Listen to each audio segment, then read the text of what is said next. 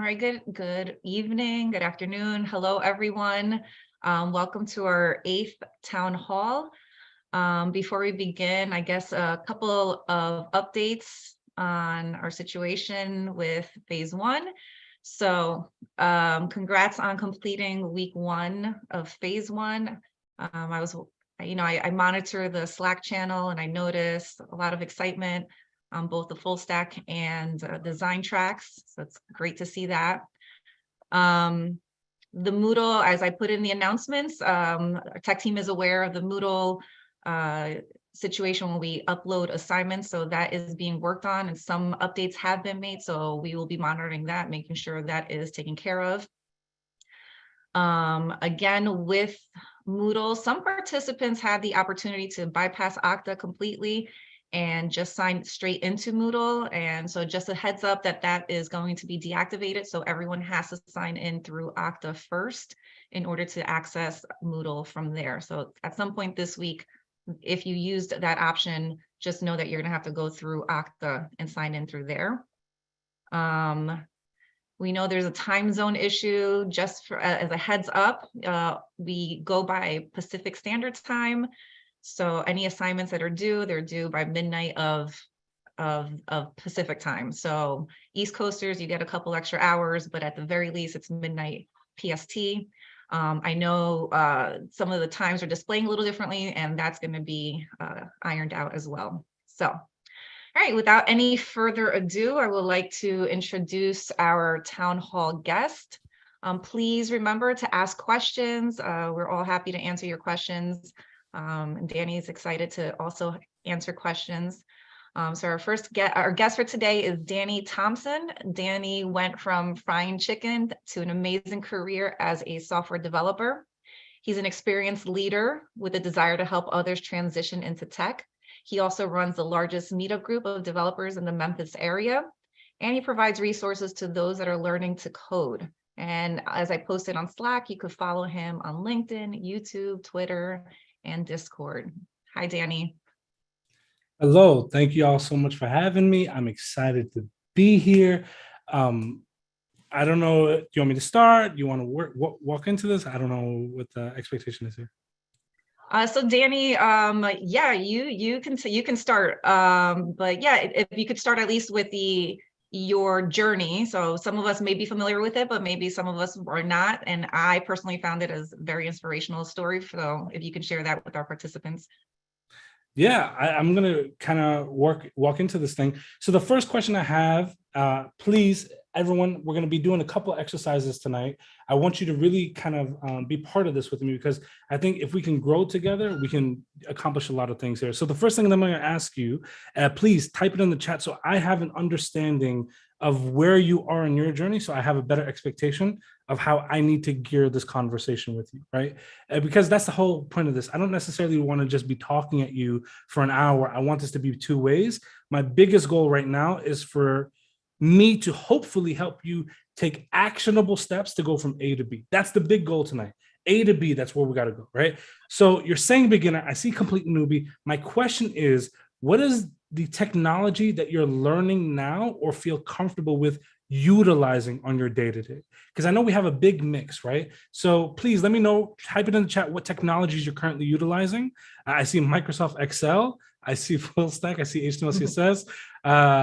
Okay, HTML, CSS, beginner, okay, very good. Comfortable with JavaScript front end, I love that, Kwanle. We have a beginner with Tanika, we have Pandas and Python, beginner HTML, CSS, fantastic. So keep typing that in. I'm going to kind of keep reading this as I go, but I'm going to kind of get started into the talk as well. Beginner. To be honest with you, I've been using JavaScript for like 6 years, almost 6 years now. It's crazy, right? Almost 6 years. I still don't know what I'm doing, just being completely honest with you. So like, we're all figuring it out. But JavaScript is quirky. Yeah, it is. Yeah, it is. So the reason why I got into tech was because of a rapper. This rapper invested several $1 million into a tech company, and this kind of took me off guard, right? I was 30 years old, and I was working in a gas station frying chicken, and I literally had no idea what I needed to do to change my circumstances. So I basically found myself at a fork in the road where I said, if I turn right, I'm going to be in this gas station until the day I die. If I turn left, I've got to make a change. It's got to be now, but I don't know what it is. And at this time, I'm literally at work and on the TV playing, where the customers can kind of stand and wait in line. This interview is playing. And I literally walked around the counter and I'm staring at this. And he invested $7 million. And he's asking, okay, why did you invest $7 million into a tech company? And he said something that literally, this one sentence literally changed my life. He said, I'm learning how to code. Now, obviously, this rapper is not learning how to code because he's going to get a job in tech and become a software developer and give up this lucrative rap career, right? He's like, no, I'm learning how to code. And I'm like, wow, my entire life, because I grew up in the projects in Brooklyn, New York, right? So my entire life, I always had this perception and this belief that people that write code or work in software or work in tech are like the PhDs and the rocket scientists of the world. It's not average individuals that come from my kind of background, right? It's not an average person working in this field. They're geniuses. So when he said he's learning how to code, I said, so will I. And I started figuring out how can I learn how to code? And I came across this amazing website that I always talk about called freecodecamp.org. If you know me at all, you know that I always talk about Free Code Camp. I'm a huge advocate for Free Code Camp. I think it's an amazing resource. And I literally started learning how to code. And I started learning HTML and CSS. And the reality was I didn't start learning how to code with the goal of saying, I'm going to get a job in tech. That still didn't compute in my mind at this time, right? I just said, okay, I'm learning how to code and I'm going to make the best website in the world. And this website's going to have millions of people coming to it and this and that, blah, blah, blah, blah. And then you start building and you realize it's going to take a little bit longer or a little bit harder of a process to make that happen. But at that point in my life, I was like, this is going to be easy. I'm going to get this done. Everything's going to be great. And I start on HTML and CSS and I start building this stuff. And I hear about something about a month into learning called meetups. Meetups, I say this time and time again, genuinely speaking, meetups changed my life. Meetups was probably one of the best resources that I ever came across. And we're going to talk about this quite a bit tonight, but I find out about meetups. And at this time in my life, I live in Memphis, Tennessee. I currently live in Dallas, Texas. I moved here 5 months ago now. But I was in Memphis, Tennessee, and it is not a tech town. To be completely honest with you, it's a barbecue town, right? Like we'll throw some meat on the grill. We'll get you. When I showed up to Memphis, I was wearing a size medium shirt. It's not medium anymore, if that tells you anything. Like we know how to throw down on that grill, right? But I remember I found a meetup, and I go to this meetup, and I made an application. I was super excited about this application. It was basically like an app where you enter the URL of an image. So you get the image URL, you enter that image, that URL, and it returns that image with like some coloring on top. Think about like Instagram's worst nightmare of a filter. I made that, but I was so proud of that. Like I could cure cancer with code is what I was thinking at that time, right? Like I was the best.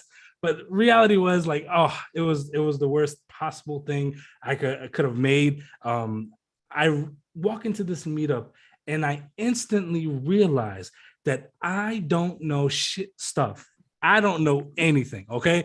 I'm like, oh man, I don't know. Everybody's saying like foreign languages to me. They're talking about Java, C# and SQL. I'm like, I don't know what any of this stuff means, but now I'm hooked. This introduced me to this brand new breadth of knowledge that I didn't even know existed. But the problem was I instantly realized that I'm almost feeling excluded from the conversation because the reality was I didn't know anything and I didn't know how to talk with anybody. I felt this crazy amount of like everybody in this room was way smarter than me. Everybody in this room, I'm talking to people that have degrees. I'm talking to people that worked in offices. I'd never even seen the inside of an office building besides what I saw on TV. I felt more out of place in the entirety of my life. But I said, I feel like I'm being excluded from the conversation and I will never be excluded again. So I go home and I start studying everything about JavaScript and I start learning about ES6 functions. And I go to the next meetup. Next month, I'm like, oh, you know how to do this arrow function? You know how to use this in ES6? And I go home, I start studying more, start learning about SQL. And I go to the next meetup. You know what a SQL table is? You know what a SQL query is? And I go home, I start learning more about Java. And I go to that next meetup. Like, do you know how to do this in Spring Framework? Do you know that Memphis has tons of jobs in Java? And now I've been literally enveloped by this amazing community of developers that literally are there just trying to help folks.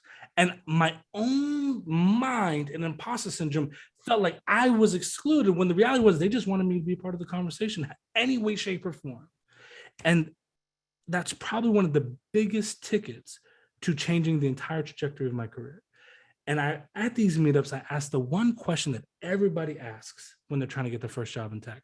And that is, how do I get the first job in tech? And I heard the exact same answer over and over again, like a broken record. Oh man, that first job, whew, that's the hardest one. But if you get the first job, every job after that will become easier. Now, to someone like me, that is the worst thing you could ever tell me. Because not only did you demotivate and demoralize me, now you've made me question what I've been learning for the last 6 months. You've made me question everything that I'm doing because you've given me 0 action items. I have no way to get from A to B, from X to Y. I've got nothing to go off of. I've just basically been told, sucks to be you, figure it out. And if you figure it out, then you're part of the cool kids club. But I started realizing that other people that were in a similar situation as me was asking the exact same question and getting the exact same answer. And to me, that was unacceptable because now we have all these people that actually want to do something. They want to achieve something. They want to get to another position, but they have literally nothing that they can go off of that. And so for me, I had to figure out a way to kind of make a change, right? And to give you an idea, at this time, I'm still working in gas stations. I'm going to these meetups.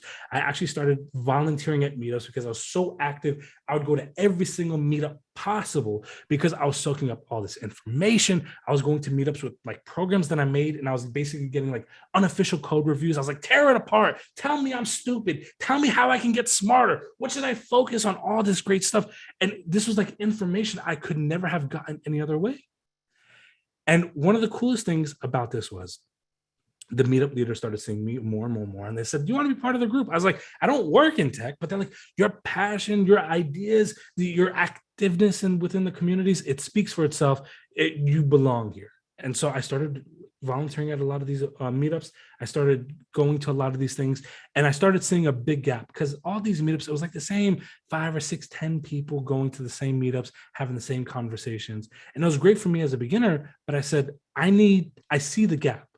And so I started doing meetups, and I started building up a community. And to be honest with you, the last in-person meetup that I held in Memphis, Tennessee had over 300 people show, and it's not a tech town. We built a community where it didn't exist. We filled the need where it didn't exist. And it basically came from a dude frying chicken behind the counter. And just because you come from one location doesn't mean that determines the rest of your life. You are allowed to dictate your future steps. Your past steps do not necessarily need to dictate the entirety of your journey. And that's when I started learning that I'm going to start dictating this. And so I started saying, I need to kind of branch out and I need to do something different. And I need to start talking to a lot of these hiring managers. And so I started getting on LinkedIn. LinkedIn is a website that I heard over and over again that a lot of professionals use. I never heard of this before. So I get on LinkedIn and I make a profile, and I was getting 0 views and 0 connection requests. And I was kind of reaching out to folks and nobody was applying. So I started getting like this crazy sense of imposter syndrome because I'm like, they don't want to talk to me. Like, how do I make this change? What do I need to do in order to get people to start paying attention to me? And to be honest, this actually took me a really long time to figure out. And I went through a lot of trial and error. But I actually stopped using LinkedIn for a period of time because like, I'm not getting any traction here and nobody's really talking to me.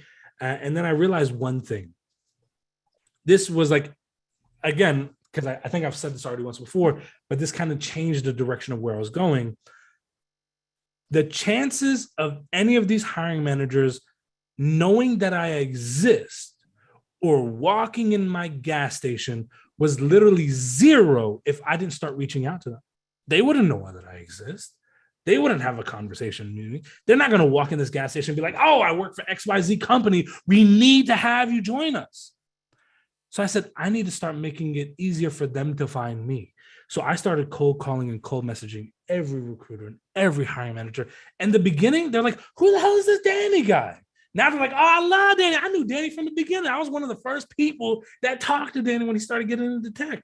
And years later, they're still part of my network. They're still helping me get people jobs, or we go to networking events and we talk. There's been online events that we've been at and we talk all the time. Building that network was vital because here's the one big thing that people don't realize when it comes to something like LinkedIn. Everyone you connect with, if they interact with your stuff, guess what? Their connections get to see it as well. But every hiring manager or recruiter you talk to, they know other hiring managers and recruiters. By connecting with one, you're infinitely increasing your reach, your potential, a lot of the connections that you can make. And the best part about it is most recruiters know other recruiters within your local area. That's going to be huge when it comes to standing out and things like that. So what I want to transition to now is the 6 steps that I have to help you land a job in tech. These 6 steps, they work time and time again. If you don't know anything about me, I'm getting closer and closer to it, but almost 1,000 people land their very first jobs in tech within the last 2.5 years now. It's a big passion of mine. I don't monetize it in any way, shape, or form. I literally do this simply because I love helping people. And to give you an idea, I get paid for a lot of the talks that I do. Being completely transparent, Reskill is not paying me anything. I'm here genuinely, and I mean this, I'm here genuinely because I love you and I want to see you get to another position. So I'm here literally donating my time with the goal of me having the potential opportunity to celebrate your success one day, right? I need you to give me a reason to do that. So I'm here right now laying out all the information I could possibly lay out because I want you to come to me in 3 months, 6 months, a year from now saying, Danny, I made it. And then I get to scream, I get to yell, I get to dance in my chair like I do, and I get to celebrate your success. I just need that reason, right? So 6 steps, write these down, save it, memorize it. This should be your mantra for the next few months, okay? 6 steps to land a job in tech. Number 1, technical ability. There's no way around it, right? You have to have the technical ability. If they're going to hire you to perform a task, you need to be able to do said task. Now, here's the thing. You don't need to know it all. No one's expecting you to be a rocket scientist and a genius. The reality is most companies, when they hire a junior developer, they know there's going to be a learning curve. They know that the reality is there's going to be a period of time where you genuinely can't contribute much at all. They know this going into this, right? But the thing is, and I'm making this very, very clear distinction here. You are basically an investment, right? And this is the best example I can give you here. They're basically saying, okay, I'm going to invest 6 months worth of time into Lorraine or Jason or Kiara. I'm investing this time. But I know within 6 months, they're going to make extremely valuable contributions to our code base. But I need this ramp up time. But they don't want to do this for someone that barely knows anything, right? Basically, they don't need you to be a risky investment. Your objective is to de-risk yourself as an investment, to say, I'm the safest bet. I can perform the tasks you need me to perform. I can go ahead and kill XYZ. I can perform this. I can build this. I can do all this stuff. So now the goal is to showcase and prove that you are a very safe investment. One of the first ways that we're going to do that by utilizing our technical ability is a huge way to do that. But one of the other ways that we're going to be doing that is to stop walking into these conversations with a begging mindset, okay? Oftentimes with beginners, we come up with these begging mindsets where it's like, please just give me a chance. Please give me a chance. I just need a chance. Give me an opportunity. No, companies aren't in the business of doing charity work, right? They don't want to look at you like you're a charity case. You're valuable. You're learning an in-demand set of skills. You're learning a set of skills that have a big gap in the market. You're learning to fill a void. Last year alone, we had, over 700,000 jobs go unfilled within the United States alone. You're learning something that they desperately need. You know, it was a fun fact just the other day in one of the Discords that I'm a part of. If you don't know, I have the Commit Your Code Discord. It's a Discord. We have over 12,000 developers all over the world. They kind of donate their time answering questions and things that we do resume reviews and all that good stuff. We have a coding channel and all that good stuff. It's just literally there where we have FANG level developers all the way to beginners donating their time, hanging out and helping others, right? So if you want to check that out, you can check out my Twitter bio. The link is there. But the bigger thing here is we were having a discussion. We started looking it up as to where the potential job opportunities are in comparison to like Web3 and Web2, right? And Web3 has some job opportunities. I'm not the biggest fan of the sector, but Web2, when I was searching it up just in the United States alone, at the last time, there was over 380,000 job openings using Indeed when it came to JavaScript. There's 680,000 opportunities in the United States when you look at LinkedIn. There are jobs out there. Now, here's the thing. They're not always going to be jobs that are completely open to beginners or this and that, blah, blah, blah. And I'm going to go into a couple strategies there. But I want you to get this understanding here is you're learning something that you're going to make not a short-term sprint off of, right? Because everybody's like racing to some arbitrary point that they're trying to get to as fast as possible. I don't need you to get a gig. I need you to make a career out of this. I'm looking for you to do something that's going to be with you for the next 2, 5, 10, 20 years of you making amazing income, a prosperous living, a better work-life balance, all those things combined. Okay. So I want you to really think about that when we're thinking about the grand scheme of things here, right? So this isn't a short-term sprint. So don't just say, I didn't get a job in 3 months. I'm out of here, right? To be completely honest with you, this is like a figure and a comment that's done with a lot of boot camps where it's like 3 months, you're going to get $100,000 a year job. Like 3 months, 90 days. You know that show 90 Day Fiance? They can't even get a damn fiance in 90 days. You're going to get a brand new career in 90 days? Like, give yourself some realistic expectations. Give yourself the time. Give yourself the permission to take your time and learn these concepts and build off of them. That's very important because the concepts are going to be transferable. You need to learn the concepts. So technical ability, number one, need to have that, okay? Number two, I've already kind of mentioned this and alluded to this, but you have to have a LinkedIn profile. LinkedIn is going to be the game changer in a lot of cases. It's severely underutilized when it comes to software developers. It's severely underutilized when it comes to people trying to build up networks, especially in tech. But the thing is, and this is where I really want to change the mindset here, people often don't run to LinkedIn until they're trying to get a job. What ends up happening there is whatever network you built up is dead. And now you're spending months trying to rebuild it just to get to the point where you can start utilizing it in an active capacity. You build a network, nurture it, keep it going. Because the reality is, I can tell you right now, I've worked at Google. I literally got my job offer at Google because the director for the department that I was going to work for followed me online and followed me for a while and saw I was very honest and pretty forthcoming, and I wear my heart on my sleeve. And what you see is what you get with me. I've been very grateful and the best word I can use for is humbled when people tell me that, you know, I'm exactly the same way in person as I am online. That means a lot to me because I try to be as authentic as I can. But so many jobs, I've never applied to a job. I still haven't applied to a job. I don't plan on changing that. I'll never tell you not to apply to jobs. But what I will say is, if you're spending 8 hours a day applying to jobs and not getting any progress, maybe make it 6 and spend 2 hours networking and seeing how that changes things. It may work out for you, right? But LinkedIn, and here's some numbers and stats to kind of back this up. LinkedIn, 350 million monthly users, of which 92 million, as of the last stats I saw, 92 million are hiring managers, recruiters, and actual decision makers for businesses. You need to stand out where they hang out. If they were at a bar, I tell you to go grab a drink. If they were at a restaurant, I tell you go grab a meal. If they were at a gym, I say it's time to pick up a workout routine. Well, guess what? They're on LinkedIn. You need to be there.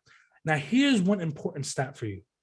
87% of companies in the United States utilize LinkedIn on a regular basis when it comes to sourcing candidates. That means if they're already there, they're utilizing the platform, they're on it pretty much on a daily basis trying to find candidates, make their job easier for them and show them who you are. Connect with them, make your profile more searchable. If you need help with LinkedIn, I actually developed an entire series that is completely free because I don't monetize anything that I do. There's the LinkedIn series. It's on my YouTube channel. You can check it out. It's a 4-episode series. It's like less than 8 hours. To be completely honest with you, I could probably charge $500 for it at this point with all the amazing reviews it's gotten. And I know I would get it because so many people, so many boot camps, even colleges have added this as a resource because the LinkedIn series was developed with beginners in mind, but also established developers. And the idea being not just to develop your profile, but to actually help you land in searches that recruiters are actively searching for. Big difference between a lot of the other courses. I see all these like resume services out there or LinkedIn services. They'll write your profile for you. Guess what? You don't get any search reviews. You spent $500 getting it done and you're back at square one. I can't tell you how many of these profiles we've fixed at this point, right? Use that LinkedIn series. I'll never put it behind a paywall. Anything I do, it's always going to be free. So this is just one of the things for it. I highly, highly, highly recommend checking that out. If you spend a weekend on it, I guarantee you'll see some big, big differences. Like I can't tell you how many countless screenshots I have of people showing me like 1,000% increase, 400% increase in views within just a couple of weeks, just by making those tweaks. So the big, big goal with that is to make your profile more searchable for recruiters and hiring managers. And so LinkedIn, huge thing. So it's not just your LinkedIn profile. But to give you an idea, the last time I've checked this, I don't really check this out on the regular just because I know the number is pretty decent. But one of the last times I searched, if you look on your LinkedIn profile, you look on the main page, there's like a dashboard and it has some numbers there. And so, matter of fact, I'll pull it up right now just so I give you an accurate number and I'm not making this up. If I look right here, right now, as we speak, I have what is this in the last, I think this is like every month, right? I have 49,143 profile views. I have over 1 million post impressions. I have 3,741 search appearances, meaning I've landed in that many job searches in the last week. I don't have like open to work on my profile, right? So that means these are hiring managers and recruiters that are organically finding me because my profile is optimized and all that good stuff. But the other thing is, when it comes to my profile in particular, about 10 to 20% of them end up DMing me. So like that's a big bulk of the messages that I get every single day are people offering me jobs, telling me to come apply, et cetera, et cetera. To give you an idea, for me to get the attention of 3,741 jobs, I would have to apply to 3,741 jobs. Or I could have my LinkedIn profile doing a lot of the legwork for me and finding, because they're actively looking, right? So why should I go out of my way trying to find that? Let that do a little bit of the legwork. It saves me a lot of the time. So huge thing there, right? When it comes to LinkedIn. Amazing question here. Do you suppose posting a video of project demo is appropriate for LinkedIn? I definitely think that's a great thing. I don't necessarily go with video though, and I'll tell you why. My biggest goal, and we're going to kind of allude to this in a moment, is not to showcase really the project, but it's to showcase my problem-solving set of skills. I want to make this very clear distinction here.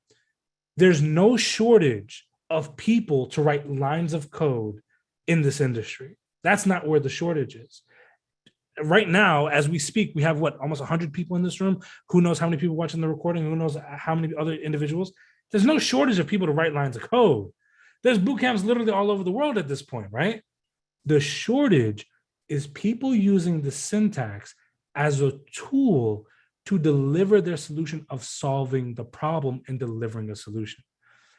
Problem solvers are the ones that are making careers out of this. Problem solvers are the ones that are getting these higher paychecks. You need to be a problem solver. So for me, when it comes to like making a LinkedIn post to showcase, I want you to use an image. Don't use a link. You know how LinkedIn or any social media profile, if you use a link, it develops like a picture that they can click on, right? I want you to use an image and then write about it. Have a link in the post if you want to, but you want that image there because you don't want them to click or be redirected before reading the problem that you solved.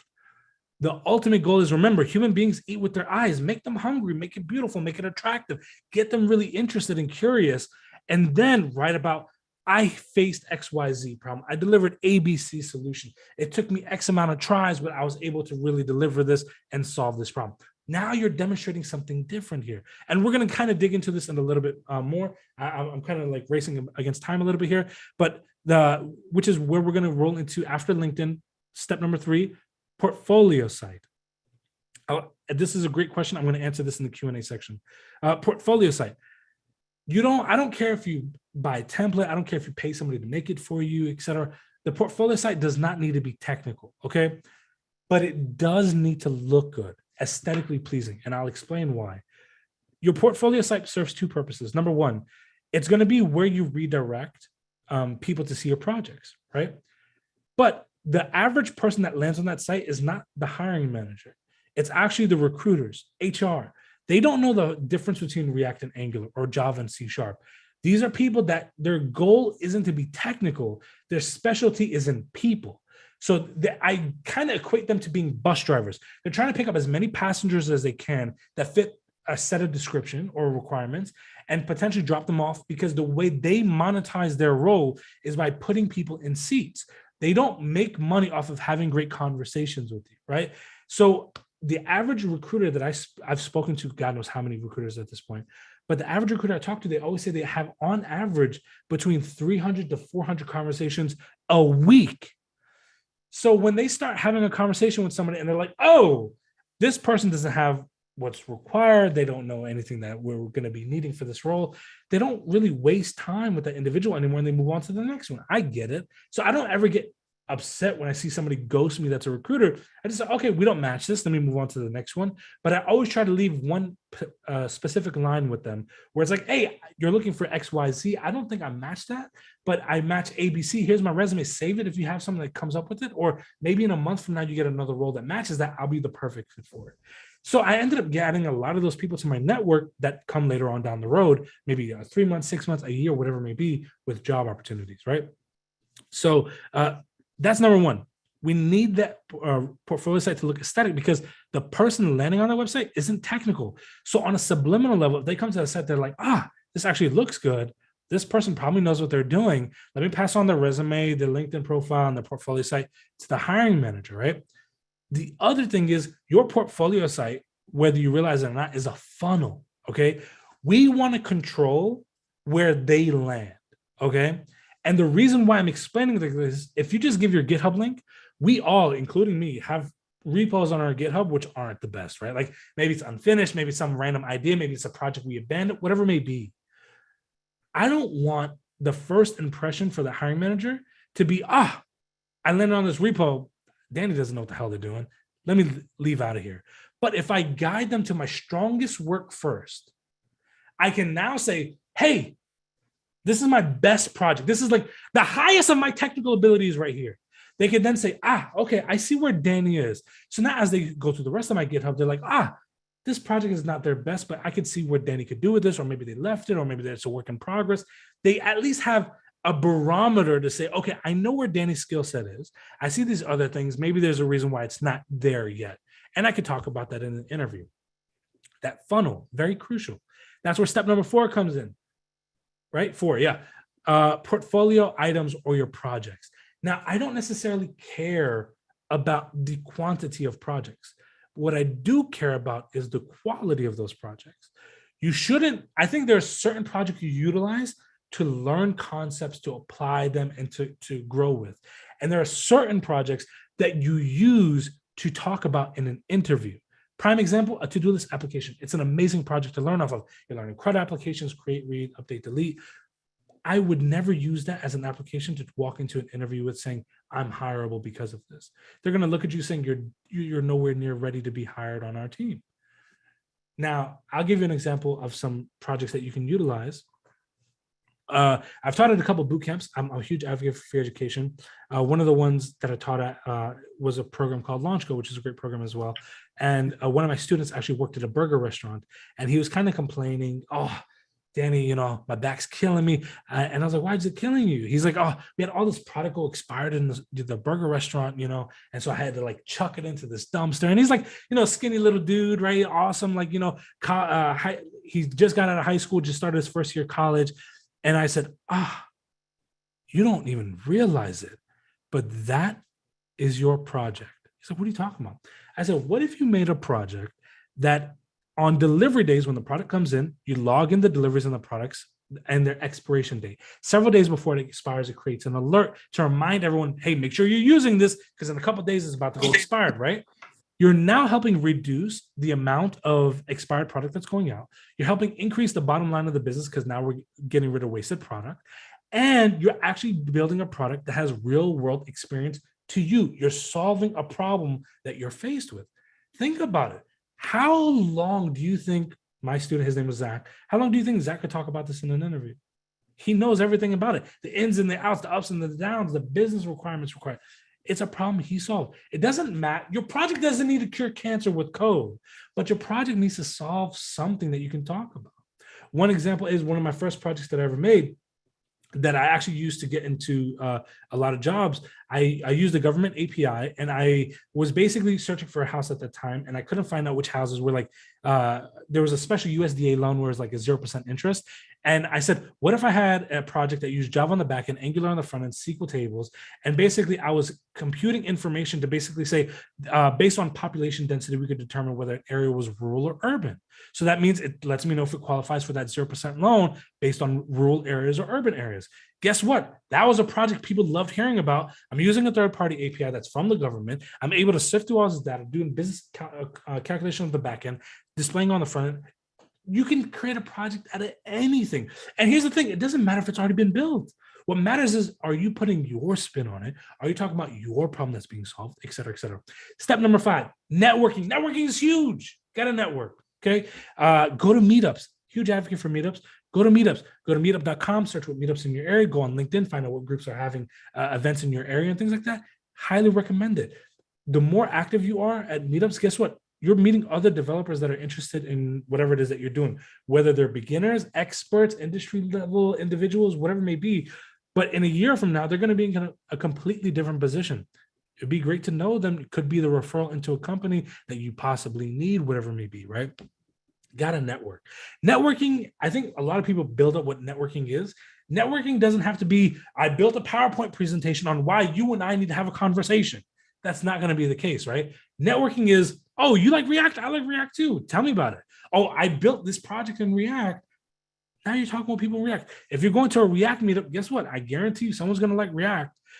And matter of fact, I even have a video on my YouTube channel where I showed talking to other people and what some of my openers, right, to make it less intimidating. It was a Firebase meetup. I walked up to somebody. I was like, man, Firebase is great, isn't it? And they're like, yeah, Firebase is great. I walked up to the next person like, man, Firebase sucks, doesn't it? They're like, what? And then we started talking. Whatever your personality is, obviously mine is, I like to have fun. I like to joke around a little bit, but I also like to connect with people on a personal basis. I want to develop real connections. I don't look at networking as an empty thing, right? I want to develop real connections with real people. And so for me, when I came to Dallas, Texas, where I am now, I had no network here. Like even when I looked at my LinkedIn, nobody knew me. I had no connections. I damn sure didn't know anybody working at the company. And so the second day I was here, I was still moving, boxes everywhere. I ran to a meetup. I saw there was a meetup happening. I went to that meetup, right? I started developing all these connections. I started finding networking events, even if it wasn't on the tech side. I was like, oh, there's a hiring manager, like a HR meetup. I want to be there. Oh, there's one about SHRM, which is like an HR certification. I want to be there. And I started networking with all these people. It doesn't have to just be tech meetups, but I was going to everything. And to be completely honest with you, this is my last talk of the day. I've already given 2 more. And so as soon as this is done, I'm going to a meetup literally 9 minutes away from here to go meet all these developers. And guess what? My mom is in Plano. Hey, maybe I've met her at a meetup. You never know. Or if you're in Houston, you should probably check out some of our meetups. We just had some people come to one. But you would be surprised at the kind of people you meet. Matter of fact, I've only been here 5 months. The first in-person meetup that I just held had almost 200 people show up. And we had people coming from all over Texas just because it was interesting and valuable enough. You don't have to be shocked or kind of nervous about going to these things. I highly recommend checking it out. The last thing that you need to prioritize is your resume. Now, there's one thing that I'm going to kind of give you a big piece of advice on. When it comes to your resume and LinkedIn, it's very, very important that you stop telling people the basic duties of your job, right? We know what you did. You're a cashier. I know you rang up customers on the register. And matter of fact, you'd blow my mind if you told me you use the calculator, right? Like I know the basics of what you're doing. You're bagging up groceries, stuff like that. Stop telling people that. If you've been at your company for 2 years, you've shown someone somewhere that you're doing your job. What is it? Talk about your actual contributions. Here's the thing. I have a resume that I have pinned in my Discord channel, but I literally have a resume that I used when I was frying chicken in the gas station. And I literally had hiring managers asking about it all the time saying, wow, I really like what you wrote here. I was talking about how I upsold customers, how I increased customer satisfaction rates, how I contributed to creating I forgot the exact name of the role now, but I basically created a track that people could follow to get a promotion or get a raise to showcase to the bosses like, hey, we're doing our jobs. Whatever contribution it may be, talk about those things. That's what they care about. If you can show how you contributed to a role, you can now talk about how you can walk into the next one, okay? Huge thing there. One big thing I want you to kind of really think about is and I understand this. This is a lot, right? You're learning how to code. You're working on your soft skills because communication is a big one. You're going to be working on all these things and working with a bunch of developers. It's a lot to think about. It's a lot to take on. You're really trying to make some things happen. And understand one, excuse me, let me drink a cup of water first. Just understand, I understand it's maybe intimidating. To be honest, some days I'm still intimidated, right? It's never fun interviewing or trying to make things happen. And to be honest with you, there's going to be a lot of things that you don't know what the hell's going on, right? But understand one thing here is like the strength I have now has literally been developed and came from the moments of where I didn't know what was going on, but I was still determined to find the end path and the answer. That is literally what a developer does. 90% of my life, I'm working on stuff that I've probably never touched before, and I'm trying to figure out how to make it work, right? Something's wrong. I didn't work on that feature before, but guess what? It's wrong now. So I got to develop a solution for it. That's what I'm going to be working on. So I want you to really think about that. Like, there's going to be moments where you're really questioning, and this is going to be the last thing that I kind of say before we kind of segue into the Q&A. But there's going to be a lot of moments where you're questioning a lot of stuff. For me, to be completely honest with you, there were moments where I was literally working, going to interviews, and I was completely intimidated. And I didn't know sometimes in the technical interview what was happening. I constantly said, like, I don't know, and some people loved it. Some people hated it. But the reality was I didn't want to be disingenuous, because tech is kind of like, there's not too much of a gray area. It's like either you know it or you don't, right? And so if you try to falsify and say like, oh, I know this, they're going to start digging in, and you're going to dig yourself a pretty deep hole that is going to be impossible to kind of climb out of, right? So don't be disingenuous about it. Make sure if you bomb an interview, guess what? You just found out you're human and you're just going to survive it. I've bombed countless interviews, and that's where all this wisdom has come from, because I've bombed so many interviews that I'm like, let me share this information. Maybe you could bomb less. But the reality is it's going to be part of it. There's nothing wrong with bombing an interview. Come back in 6 months. There's nothing wrong with it.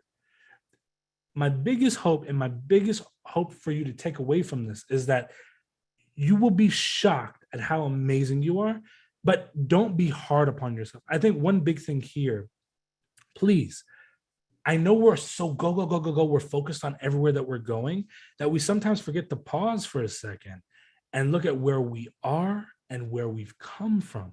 And sometimes that helps us keep our minds on track, because there was a moment where you didn't know anything about HTML. Guess what? Now you're utilizing it. There's a moment where CSS was like Harry Potter levels of magic, and now you're doing it. JavaScript made no sense at all, and now you're utilizing it. Celebrate yourself sometimes, and I guarantee you it's going to make the journey a little bit more pleasant. I want you to do one thing for me, okay? If you can. Don't press enter, but what I want you to do is press the caps lock key on your keyboard. Press the caps lock key for me. And I want you to type in one thing for me. And everybody's going to press enter at the same time. So don't press enter yet. But with that caps lock key, I want you to type in one thing for me. What is a problem that you think with your current skill set now that you think that you can solve, or you've already faced, or you're struggling with now, and you're trying to develop a solution for? Don't press enter yet. I'm going to give everybody about 10 seconds. Type in something. It could be a big problem. It could be a small problem. It could be something that you were stumped on last week and you figured out the solution for, but just type it in there. And at the same time, we're going to press enter, and it's like going to flood the chat. We're going to see all these answers at the same time, but really just start typing now and tell me, or at least think of what was one problem that you've come to, because you're learning everything new now, right? So I know for a fact that at some point there was something that confused you, something you didn't know anything about, but what was that? I'm going to give everybody about 5 more seconds, and then we're going to press enter all at the same time, okay? 5 seconds, and we'll press enter. So maybe it was something that you kind of conquered, something that you just recently learned, but whatever it is, let's talk about our problems and start getting some ideas and kind of brainstorm together. All right, everybody. In 5 seconds, we're going to press enter. In 4, we're going to press enter. 3, 2, 2.5, 2, 1. Press enter. Everybody press enter, and let's see what they. Look at that chat go, y'all. I knew I'm not the only one that's struggling with these problems. I knew it. All right. Let's kind of go through this real fast. Divs in CSS. Yeah, that still gives me problems to this day. Access to providers of color in one place. Updating my resume, that's definitely a problem, but hopefully you'll solve that. Making insurance company UX UI design better. I think that's an amazing solution. I'll be honest with you, I suck at UX UI. Like, that's not where my skill set is. To be completely honest with you, I could barely match the color scheme of my clothes, much less the color scheme on a website. Like, if it wasn't for my wife, I'd be wearing gas station t-shirts, and that would be basically everything that I do. But thankfully, there's amazing designers that kind of work with us on teams to make sure that we're doing amazing projects. Properly formatting CSS with less internal, more external CSS. Working with I'm assuming working with Node.js. Prettier is an amazing extension. I utilize it all the time. How to make grid. Grid is definitely a useful thing. Grid and Flexbox are pretty much like my bread and butter when it comes to utilizing CSS. Makes your life significantly easier.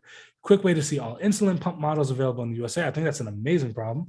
Creating a search bar. That's definitely one. Closing bracket syntax. If you install a lot of like Prettier, for example, it will make sure that you have like all your closing brackets and stuff. But also a really cool extension if you're using VS Code is color brackets.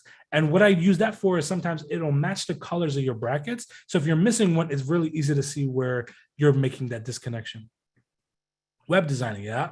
Having a centralized place to study. My daughter's sight words for her entire class. That's a problem. Actually, funny enough, a friend of mine actually created a project where it's almost like flashcards, and he would enter the sight words in, and it would display it for his kid, and it would keep track of how many they got right, how many they got wrong. That could be a little fun project to make. Focus on accessibility. I think that's an amazing thing, to be honest with you. That's been a big focus of mine for the last year now. And I work at AutoZone, and right now AutoZone has truly prioritized making the entire site more accessible for everybody. I think it's definitely the future and the current. I think if you're not making your websites more accessible, you're definitely using old practices at this point. How to go programming internships are definitely hard for sure, because especially it's more centralized around time. If you're not a college student, I wouldn't be focusing on internships too much. I'd be focusing more on getting a full-time position. But if you are a college student, then yeah, leverage that internship. Making a solution to allow customers to know how long to wait will be in a restaurant. I think that's an amazing one. Yeah, if you're a college student, fantastic. Just make sure you're applying a little bit early. So springtime for summer or fall time for winter internships, like that should be the focus. I was told not to use Prettier on VS Code. I'm still learning and told I'd be. I don't agree with that. That's almost like saying, why are you using an editor? Just use a typewriter. Like, if you have the tools, you should be utilizing them. Yeah, I use all that. Every professional you come to is going to be utilizing it. To be honest, most companies use Prettier as a linter to make sure that you're following the style guidelines for the company itself. Like, I'm having to learn the linters right now for the company that I just joined. I joined AutoZone a month and a half ago. And honestly, like, I can tell you right now, I had to learn all the TypeScript things that we utilize, as well as the Prettier styling. So, and to be honest, before I can even submit my code, I must run Prettier to make sure it's matching the company's guidelines. So highly recommend getting used to Prettier now. It's only going to help you out later on. And it's very easy to set up once you set it up. All right, I think we should move on to this Q&A section now. I know I've been running my mouth a little bit, but hopefully it kind of got y'all excited and interested in a lot of things that are going on. But if you have any questions, drop them in the chat. I know I saw some questions earlier, but I got to scroll up a little bit because we've been having some pretty great conversations in this chat. But let me I wrote down a few of them. Go for it, yeah. Yeah, one of them was, what is your opinion about having a premium LinkedIn account, and do you recommend or believe that it's necessary? Yeah, so I'm a LinkedIn partner. I'm actually, for those that don't know, I'm actually developing a course with them that's going to be coming out. And what's funny is, if you have LinkedIn Premium, you have access to all these courses, right? For me, again, huge advocate for free education. I told him that was unacceptable to me. And so the course must be released for free, regardless of LinkedIn Premium or not. So they might not be too happy about me saying this, but there's absolutely no reason for you to have LinkedIn Premium unless you're trying to get access to those courses, especially if you're trying to get a job in tech. I don't see the value in it, if I'm being completely honest. Do the free month that they give you, whatever, and cancel it. To be honest, the only real benefit you get out of LinkedIn Premium is being able to see like who viewed your profile. But if they viewed my profile and didn't DM me, why would I want to be more depressed about knowing who it was? I don't want to know. So like, no, there's no real benefit to having LinkedIn Premium as far as I'm concerned. Cool. I have another question here. It says, why do you reach out to people for roles they don't actually qualify for. I've had a recruiter reach out to me and I tell them that I don't qualify because honestly, my skill set's not there. Yeah. So to give you an idea, the version of LinkedIn that you utilize is not the same version of LinkedIn that recruiters actually utilize. This is actually the reason why I made the LinkedIn series the way that I made it, because I've seen the tools that they utilize and I actually got to use the tools that they utilize. So what they do is they enter in certain keywords, phrases, job roles, right? So when the version of LinkedIn that they see, it shows like your profile photo, it shows your your tagline, and it shows where in the search of your profile did these keywords pop up. Did it pop in job experience? Did it pop in your about me, etc. Right? So and again, reminding you, recruiters are not technical people. They're people. They just know how to find people. That's their specialization. So when it comes to like, oh, this person having 3 years of JavaScript experience, et cetera, they don't know none of that stuff. They just know like, okay, I need to find someone that knows Java, right? Or JavaScript, or whatever it may be. Just be happy they found your profile. That means you've optimized your profile, you're landing in searches.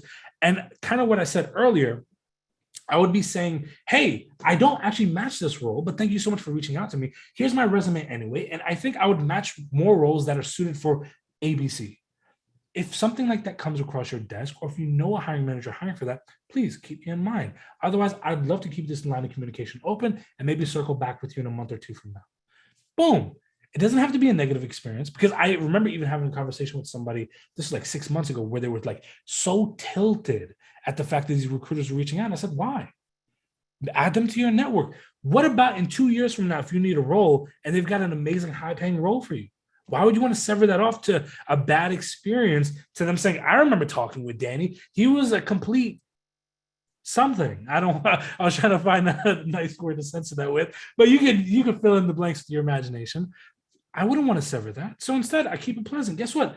Do you know how many of these recruiters that reached out to me that never had a job for me before now have tons of jobs for me now?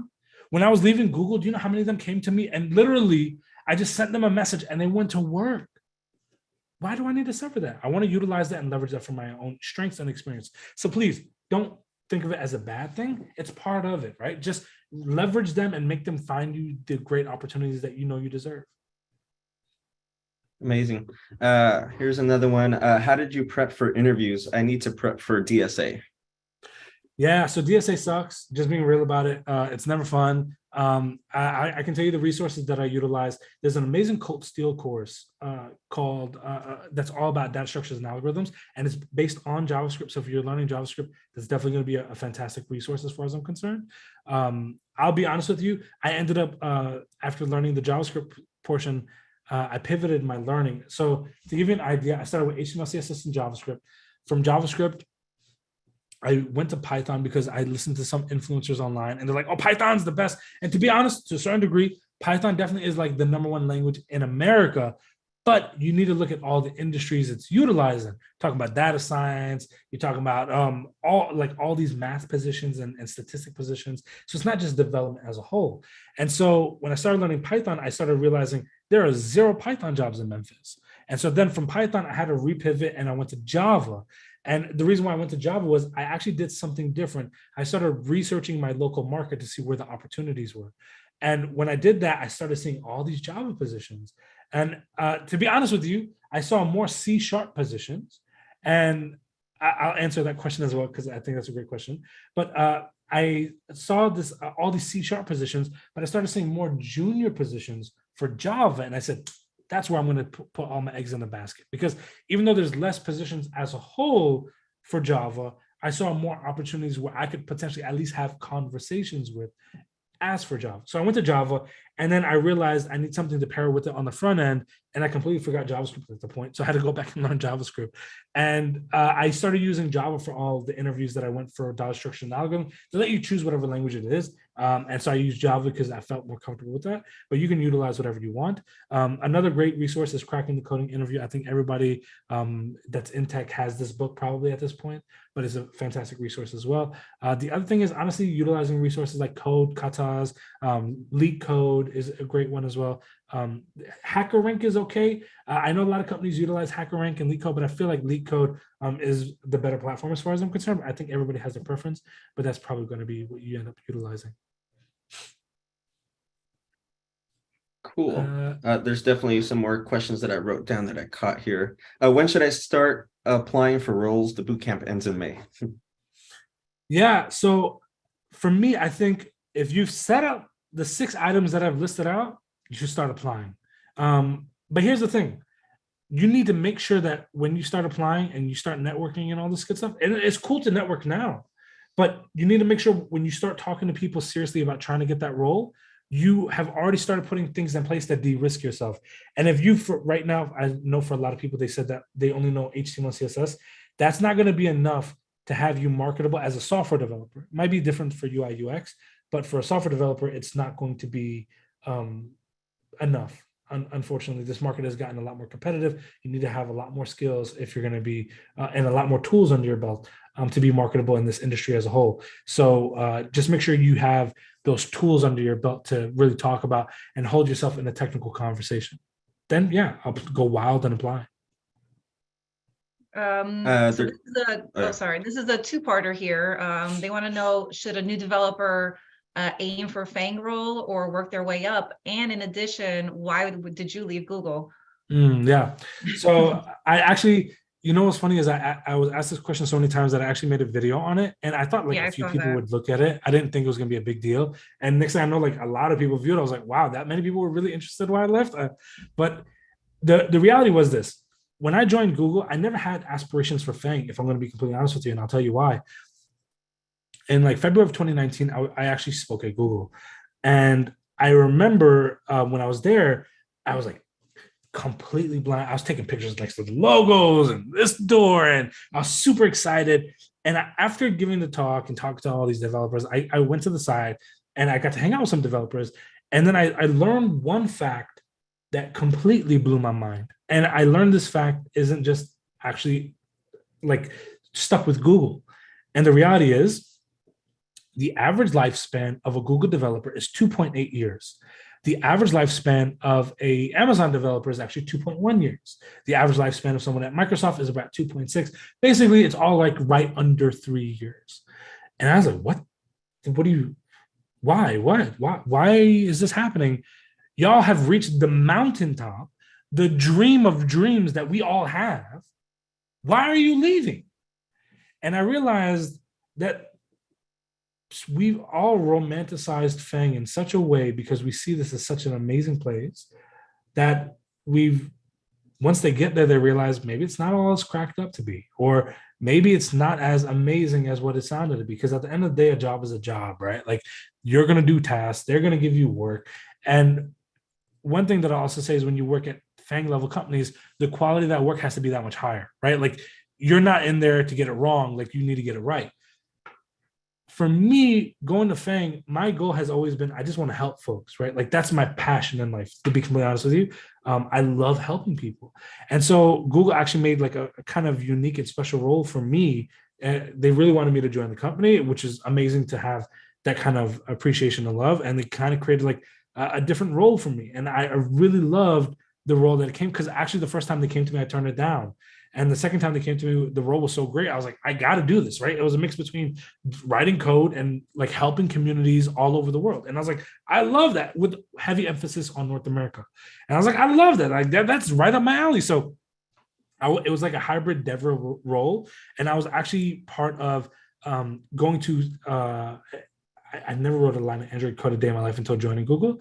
And I was on the team basically teaching some of the apps in the App Store better ways to create better quality applications. And that was really cool. And it was really great to meet all these developers and all these top companies. But the reality was that wasn't what I wanted to do. Like I'm not helping people now. Now I'm teaching developers at very established companies versus helping people in lower income areas, or helping people that are just learning to code, or helping people that are earlier on in their careers. And like that, it doesn't necessarily align with what I wanted. And basically the thing that I wanted to do the most, I did the least. And the things I liked the least made up the biggest portion of my day. And I was like, I don't necessarily care about having Google on my resume or having this title. I just care about what I'm really getting and the impact that I'm making. And I've always been the type that when I work at a company, I want to make an impact. Like I want to be seen as or do something that has substance. And when you work at like massive companies like that, you're never going to be the one making impact. I remember so many times where I'd see a developer work there for 5-6 years and they quit or they leave for a better opportunity or a new opportunity. And it was like the smallest hiccup you could ever imagine. It was almost like if there was a dead body on the ground, people walked over it. And I was like, that's not necessarily what I want to be doing here. And so for me, I just kind of wasn't happy. And so for me, I make great money doing what I do, whatever company I work for. So like, I don't necessarily want to make more money and be unhappy. I don't want to trade that one depression for another. I'd rather make maybe a little less and be happier. Or actually, what I was surprised to happen when I left there was make a little bit more and be happier. And so for me, it was a win-win at that point. So that's exactly what I did. And I hope that also answered the second question of should you be aiming for FANG? And to be honest with you, no, you shouldn't be aiming for FANG. To give you an idea, on an average year, Google gets around 3.5 million applications every year. And these are people that are applying for jobs or there's an open jobs and they're still applying. But it's 3.5 million. The percentage of applications that make it into interview number one is 12%.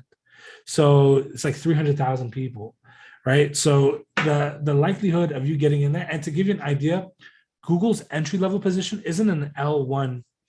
To give you an idea, there's positions in the companies like L1, L2, L3.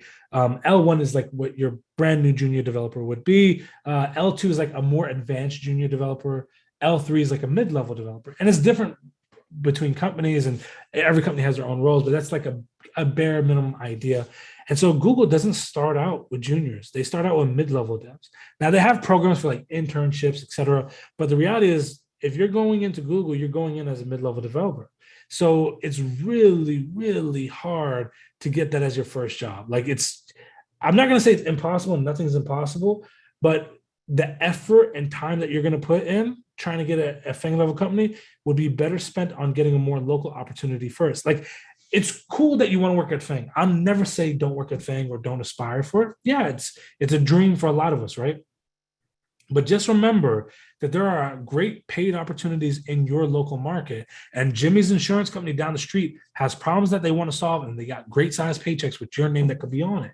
So don't disregard those opportunities simply because you want to work for the Googles of the world, right? They're all great organizations, don't get me wrong, but just understand, like, there's opportunities everywhere. And I'm not knocking on FANG, like, it's still great, but if you're looking for where you have the highest level of potential to land a role, it's not probably going to be there for your first role. Maybe after you get some experience, but for your first roles, I would be looking and networking locally as much as possible, because the biggest factor to you landing a role is that you are local. That's your biggest edge. When you start trying to go remote or more global companies, you're not competing with the entire global marketplace, and you lose that edge. You don't want to lose that edge. You want to maintain that as long as possible. Danny, I'm trying to be respectful of your time, but do you have a couple more minutes, or? Yeah, I can go a couple more minutes. Okay. What advice do you have for someone who maybe all their previous roles that weren't in tech were still very entry level, and they want to, should they do an apprenticeship? I know you said internship would be more for a college student, but maybe someone who's older or doesn't have, or is not in college, would you say apprenticeship, a fellowship, or do you say just go for the entry level? I think you can go for anything. Like, if you can get an apprenticeship, that's fantastic. If you can get a full-time role, that's also fantastic. If you can get an internship, sure. The only time where I put my foot down a little bit is if it's an unpaid internship. I truly believe if you're delivering solutions to a problem, you deserve to be paid for it. And so I think if you go for an unpaid internship, it should be your last resort, not the first resort. Don't allow, like, your arbitrary goal of hitting a goal within a certain period of time be the reason why you start making moves that you wouldn't necessarily want to make. Because at the end of the day, you have to provide a living for yourself, for your family, whatever it may be. Unpaid internships is never going to be a fun thing to do. And to be honest with you, like, if I'm going to go do an unpaid internship, I would rather, instead of working for a multinational company that's going to be making millions of dollars, I'd go volunteer for a nonprofit and make websites for them and help them out. That way, at least if I'm going to do unpaid work, I get to control and be proud of what I'm putting out there. So for me, that would be the goal. But yeah, if you can get anything, I'd say go for it. Any way you can get a paid job, go for it. As far as I'm concerned, I don't think there's any path that's not great or invaluable, but I'd make sure that I'm having as many conversations as I can. To give you an idea, when I'm interviewing, I don't just put all my eggs in one basket. I'm interviewing as many places as possible. I'm talking to as many people as possible. I don't have one recruiter doing stuff for me. I'm talking to like 30. Like, I want to talk to everybody possible, because one person might have that one opportunity that I'm looking for, and other people may have other opportunities that may not necessarily be the best fit for me. All right, thank you. Yeah, that's great advice. I guess get paid. That's it, right? One more question and then we'll wrap it up.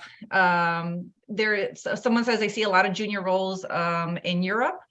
So how does someone market themselves for across the seas, Europe or anywhere else that's not in the United States? Everything that I've told you today applies whether you live in Brooklyn, New York. It applies whether you live in Dallas, Texas. It applies if you live in Lagos, Nigeria, because this advice has worked everywhere. And to be honest with you, I've had countless conversations with recruiters and hiring managers all over the world at this point to make sure this information works. And I can't even tell you how many times I've been on panels or I've done Twitter spaces where I've had CTOs of companies, directors of companies, literally on the panel saying, if somebody comes to me with the things that Danny just said, I'm hiring that person. So to me, that speaks volumes as to the quality of this information and what you should be putting your focus on, right? And it shouldn't just necessarily be, oh, I'm going to race to get these things done. Make quality. Quality is what's going to be the thing that opens this door for you. It's not just throwing something together saying, I've got this. Really focus on the quality. That's why I say, I don't care if you have 100 projects. I care about the quality of those projects. You got 1, 2, 3, 5, but there's such quality projects that you can't be ignored. You need to be so damn good that, and I mean this, by the way, you need to be so damn good that when you walk in an interview, at the beginning of the interview, they can barely pronounce your name. And at the end of it, they're practicing to make sure they never make that mistake again. You need to be so damn good that when you walk out of that interview, they say, I need to jump on a call with that person again, make sure that we get them back. If you're that damn good and you solve that many problems and you basically de-risk yourself as a candidate, as I've talked about earlier, you're going to get the job every single time. Great advice. Yeah. And I think what you said, patience is key. It's not like you said, don't rush into those 6 steps that you talked about before, because quality over quantity. And I feel like, I know that was one of my mistakes. I just kind of was so excited and I kind of wanted to like transition out of my job. And I was like, let me just start applying everywhere. And then when I really noticed, I'm like, really not my best work. Maybe I should take a step back and, focus on getting everything done a little bit better. So I'll say this, every single time I talk to juniors, especially because some juniors land jobs right away, some juniors, it takes longer. I mean, that's just part of the process. To be honest, a great deal of luck comes into that factor as well, how fast somebody gets a job. But almost every time where people are like, nobody's hiring juniors. First off, they are. But one thing I want to make very clear is when you go onto websites like Indeed.com or LinkedIn and you're looking for jobs, right? I want you to ask yourself a question. Have you entered your credit card information? No, right? Because they're not monetizing you looking for a job. You're not the product. You're the audience for the product. They're charging the companies to place these job listings on these servers. So when you go to Indeed, every job you see on there, someone's paid to post it on there. When you go on LinkedIn, same thing, right? So as a company, think about this. I'm a CEO of a company. I want to hire some junior devs. So do you think I'm going to pay to do that? Why would I? Why would I pay to advertise? I know as soon as I post this, if I post this on Indeed, I'm going to have 10,000 job applications within a couple of hours probably, right? Why do I need to pay for that? I'm going to throw it on a couple places and I'm going to do a couple things. And this is where junior developers don't think about these things. Number one, I'm going to ask the developers on my team, do you know anybody? Have you talked to anybody recently? Where are you going to meet those developers? Meetups, hackathons, community events, networking events, etc. Right? Open source projects, Twitter, LinkedIn. Those are great ways to connect with them. So they're going to ask the developers on the team first. Second place, the company's own career website. So you need to start going to local company websites around you, your banks, your local credit unions, the gas station, whatever it may be. But search those company career pages. The local companies, don't look at the global fast food chains. Look at the local ones and go to the career page. I guarantee you're going to find more roles than you find available on Indeed and stuff like that. That's where you're going to find those opportunities. And so please, I know all these people that say like, oh, nobody hires juniors. And then I could jump on a 10-minute call with them. And I say, all right, show me your portfolio set, show me your LinkedIn, show me your project. Oh, well, this ain't done here. And well, what, if it's not done, why are you saying you're ready? Why are they not hiring you? You within a couple of minutes, you've already discredited yourself already. And you told me all the things that you haven't got done yet. When you can start erasing those questions or those concerns, that's when it's time for you to start having those conversations. Don't allow time to dictate your pace on getting a job. It's not going to be worth it at the end of the day. Yes, solid advice. Thank you so much, Danny, for joining us and volunteering your time to talk up to our participants. I have taken notes the entire time Danny was talking, and I will post everything on Slack and get put all your socials on there.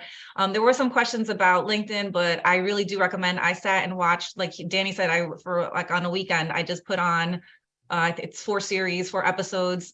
He speaks to recruiters, and they really just dive deep into LinkedIn and what your profile should look like and what it should have. So I really recommend when you have a free chance to get a look at those. So once again, thank you, Danny, for everything. I appreciate it. And everyone is very thankful for you and your advice. Have a wonderful night. I'll just say one last thing, and then we can end this right here. Yeah. I know for some people, they're going to be intimidated and nervous when going to interviews. I can tell you right now, from the bottom of my heart, the entire time I was interviewing, I was beyond intimidated, right? Like terrified, scared. I would literally leave the gas station because I was working, I'll be honest with you, I was working 80 to 100-hour weeks, and I was making just enough money to be broke, right? Like I had a nickname when I go to meetups called Popeyes, because when I walk in a meetup, the whole room after like 10, 15 minutes started to smell like fried chicken, because I literally came directly from work to that meetup. It's the same thing with interviews. I'd go to these interviews and I start psyching myself out like, Danny, and I hear this in my head, like, Danny, you don't need to be here. Leave this interview. They don't want to talk. You've never even seen the inside of an office building. What are you doing coming here? They know you're going to smell like fried chicken. They know you're not made out for this. There's so many other developers that are going for this role that have worked at companies or went to college or have degrees or this and that. You're not made out for this, Danny. Stop what you're doing. Don't go through with this. Get out of there. And I'm so damn grateful I stopped listening to my insecurities, my doubts, my imposter syndrome, and my haters, because I ended up becoming Danny Thompson, the software engineer, and I'm doing exactly what I love to do. And I can't wait to celebrate you doing the exact same thing. And I know this industry will become better with you in it. I will see you later on, y'all. That's it for me. Thanks, Danny. Appreciate it. Thank you, everyone. Have a good night.